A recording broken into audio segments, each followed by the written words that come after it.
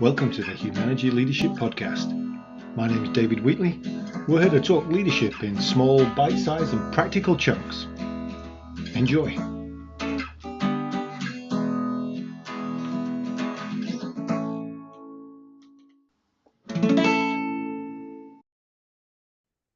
So this episode, I am joined by one of our two fabulous doctors, Dr. Judy Brown. And Judy and I were reminiscing over some work we've done together because we've actually been doing work together since the late 1900s. And one of those pieces of work was with the Ford Motor Company and with every one of their quality directors across the whole global organization. And with a guy called Al Tervalon, who's still around somewhere, retired happily, but we'll get into that later. And we just wanted to talk about one piece of this work because it has quite an interesting strand that runs through it that connects to a lot about leadership. So I think we were working out, Judy, you have the beginning and the end, and I have the middle. Is that right? I think that's it. So let me tell you what I remember about the beginning of this. And what's fun about it is I live in Annapolis now. I didn't then. And it started in Annapolis with a meeting with Al, who at that point was responsible for quality of the parts business at Ford. And a friend of mine, another David Starnes in this case, who was a leader of Outward Bound. And the three of us were at a meeting. And I think this is before you came into the picture, David, but we're sitting at a table. And Al is really frustrated with the fact that the quality stats are just trending in the wrong direction. And he just, Al had a master's from MIT. I mean, he was really serious about manufacturing and he couldn't figure out why these guys couldn't get it. So he's pounding on the table. And if you're working with a client and they're pounding on the table, they really get your attention. And he's pounding on this table and saying they don't get the pace, they don't get the rhythm of manufacturing. They just don't get it. And he's going boom, boom, boom on the table. And I said, rhythm of manufacturing? He said, yeah, they don't get it. And I said, you mean like rhythm like a jazz band? And he looked at me and said, get one. And I thought, what have I walked myself into by mistake?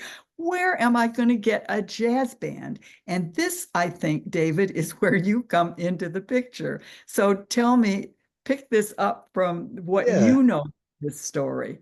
Well, so I believe the Outward Bound character, David Starnes, couldn't do the work. And you'd said, well, I know somebody who can do the experiential side. And it was basically to play a couple of team building games with folks to get them thinking about stuff differently. And it was going to be in Detroit. And so you'd given me a call and said, hey, can you be part of this? And so you and Al and I had met and talked about this, the idea of having a jazz band as well. And at the time, I was doing a bit of work with a guy called Ken Morgan, who used to do leadership development. I think he's retired now as well in the Battle Creek, Michigan area. And he also plays the saxophone and had backed, or backed a number of Detroit soul folks, so including Aretha and people like that at different times. But played in a jazz band with a bunch of folks from Western Michigan's music department. And so I mentioned that and the idea of him not only being a jazz band leader, but having this leadership development thread as well. And Al said, well, I want to see them. And so I reached out to Ken and they were playing or practicing in Homer, Michigan. And one night, rainy night, I remember it, Al came over and uh, we ended up in this shed in Homer, Michigan, listening to this jazz band. And he was talking through what he was hoping to get out of them being at this conference for his quality folks from all over the world. So I know you were helping Al with the whole big picture. I was there to do some experiential exercises with folks. And then Ken and the jazz band were set up to play, I think, over lunch and just after lunch, and to try and get this message that he was trying to share. And I think there's two threads for me that come from this. One is thinking outside the box to send a message about what you were looking for. And the other one is this idea of leadership and that beat, and one of the lessons that came out of it. But so that was where my link was to us all ending up somewhere in Dearborn, Right. and with 350 quality directors from around the world, all doing various things for us, and then being surprised by this jazz band showing up. Right. So the plan was in the design of this event was to do the usual traditional kind of the presentations, one presentation after another, three guys from three different plants talking about what they're doing to improve quality in their plants. These were probably ones that were considered doing better than the others. So Al had that all set up one at a time, presentations. But then the surprise was the jazz band. Nobody was expecting a jazz band as part of this. And so Al called out introduced the jazz band and brought them out and said he was going to ask them to play. And I believe he actually said he was going to ask them to play really well like they usually did, and then to go into what jazz band parlance is a train wreck, which is where things start falling apart and just going south on you. And he wanted people in the group to listen to see if when they could hear that things were beginning to go off track, if you want to use that term for it, Yeah. and then to watch what the members of the jazz band did to pull things back together. So that was the task for the audience. And I remember being the one up front, sort of leading an intimate conversation about production and music with a group of must have been 350 people. So, David, what do you remember about the conversation at that Well, point? because the Ken, the band leader, talked about this train wreck, and they simulated a train wreck. And the lesson that I think Al and Ken saw was that when they noticed somebody with this improvised jazz kind of flowing, they noticed somebody had gone wrong somewhere, somebody had hit the wrong key, wrong chord, wherever it was, that they just kept on playing and gave the person the space to get back on track. But they had to keep it moving forward because, the a band like mine, the kind of level I play at, if you make a mistake, everybody stops, looks at each other and laughs, and that's not helpful. And his whole lesson was, if we did that, then it would be such a lack of entertainment.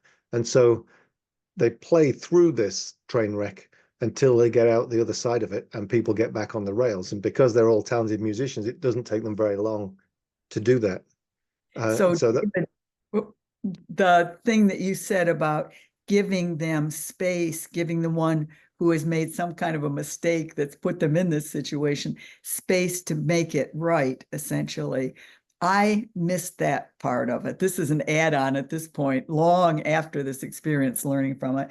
But what I really remember was asking the guys what they had noticed. And they said that what they noticed, the audience noticed, the engineers, was that when they began to hear things sort of go south, that people seemed to really pay attention to each other. The band members seemed to, up to that point, they've been in kind of flow improv. But at that point, all of a sudden, they seemed to attune to each other. And I remember saying to one of the guys, and so when things go bad on the production line, what do you do? And and I'll never forget this. The guy said, "Oh, we just look at our shoes and blame each other." which is, a band at the level that the bands that I played in, that's exactly what you do. You make a mistake, everybody literally turns their heads to look at you. And you hope you can turn your head to look at the drummer without anybody noticing, and hope that it takes the pain off of you. But I think that was one of the key lessons, is if you're making that mistake, you don't start to look for that blame.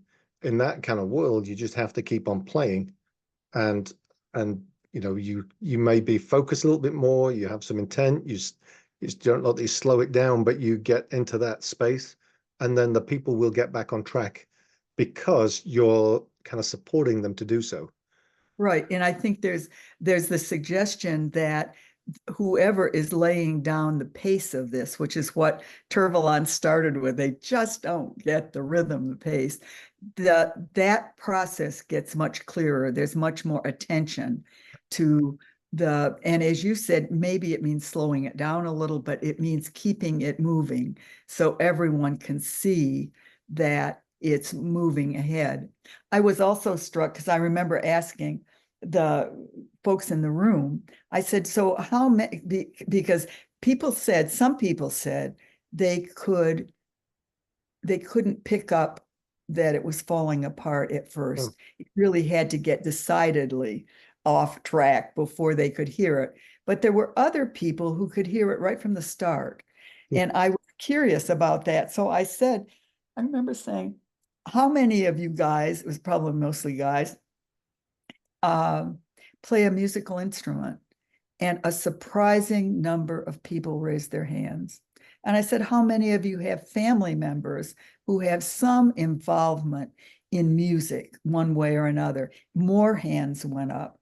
So this notion that that people can make the link between music and other practices Mhm. if they have a link to that background. I think it was only by chance that we made the brilliant decision to get a jazz band, but only later did I realize that Al Tervalon himself had a grand piano in his living room. He was a musician, Yep. which was the reason I think probably that the crazy idea caught on so immediately with him. Which went to one of the sections I did later in the afternoon, which was to highlight interdependence. And we were doing some exercises with some balls and juggling. And I think there's two pieces that, because I can be a talented musician, which gives me a different way of thinking. And you've talked about, your husband thinking in notes and music and sounds and things like that. So you do see the world differently. But then I think there's another level, and this is one of the pieces I pulled out of Al's work, which is however talented you are, if you're playing with a band, you have to understand the interdependence. And Yeah. that goes to that. It wasn't that the drummer slowed down so that you could keep up. It's that everybody refocused back in on the beat so Yes. that then you could get back on the rails to that beat. And so the person who might have been doing a fancy run on the saxophone maybe didn't do the fancy run, just did a couple of babas, to get that space to focus back in on the beat so that then everybody could get back into that rhythm. And so what wasn't just the I know music, it was the I'm paying attention to the people around me and I'm supporting them when there's mistakes so that then when I make a mistake, they support me and we don't stop. We And keep doing, which was what he was driving. well, and it strikes me that there's a piece of this that is about, in that kind of situation, focusing on what's really essential. Yeah. And part of it is moving forward, but part of it also is the rhythm and the pace and the kind of clarity about that. It always takes me back to Shackleton when the boat went down in Antarctica, saying to the guys on the ship, you have to leave all your valuables on the ship. And they're going down to the bottom, and take only what's essential. And I think we tend, when things get off track, to get caught in the complexities of that rather than to be able to turn to what do we need to pay attention to here that's really essential Mhm. to our continuing to move along. And I remember afterwards because the band created this train wreck, and so Yes. they forced it to happen. Which then, if you were paying attention as you've been told, then you could see that happen. And one of these global quality people stood up afterwards and asked Ken, the band, um, "Did you mean both of them?" And everybody's kind of what? And Ken said, "Ha, you spotted it." And they'd purposely done one, but they'd also had another train wreck that they hadn't intended. that was a very small one that they played through. And I don't know if it was you or Ken said to the person who spotted it, so how on earth did you spot that? And the guy, then said, well, I've got a master's in music. And Uh, uh, and so this quality director, his background was in this same field that we were trying to get people to think about a little differently. And that was just one of those other kind of eye-opening things. Just think of who you've got around you and what talents they're bringing and how they see the world yes. differently And as what, Al was trying to gel this group together. yeah.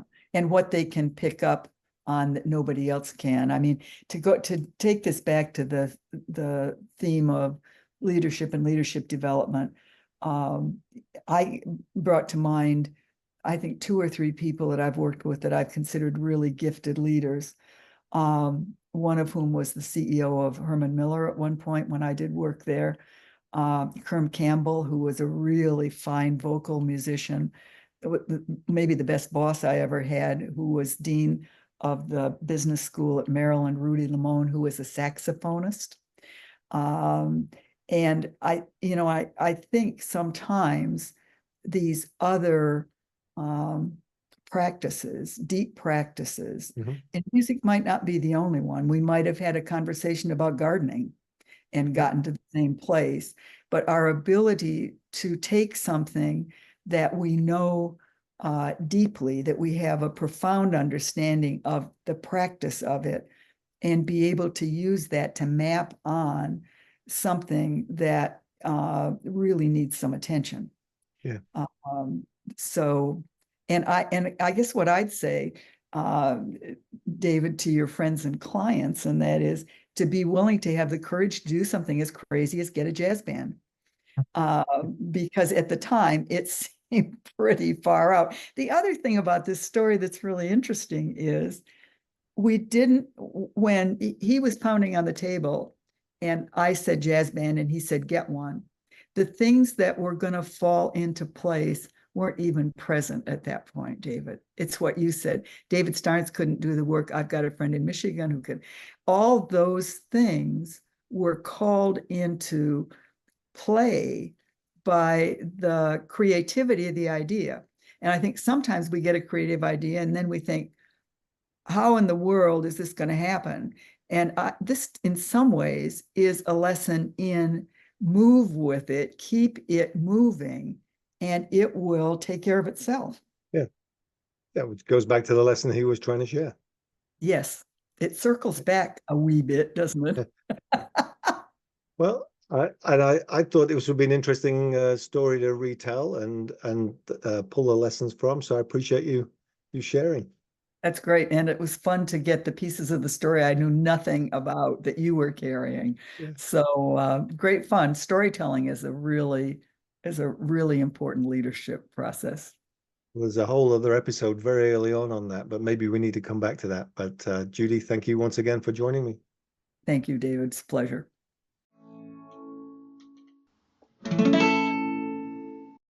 That was the Humanity Leadership Podcast. My name's David Wheatley. For further information about Humanity, go to humanity.com or check out our latest book, What Great Teams Do Great, from all good bookstores. Have a good one. Stay healthy.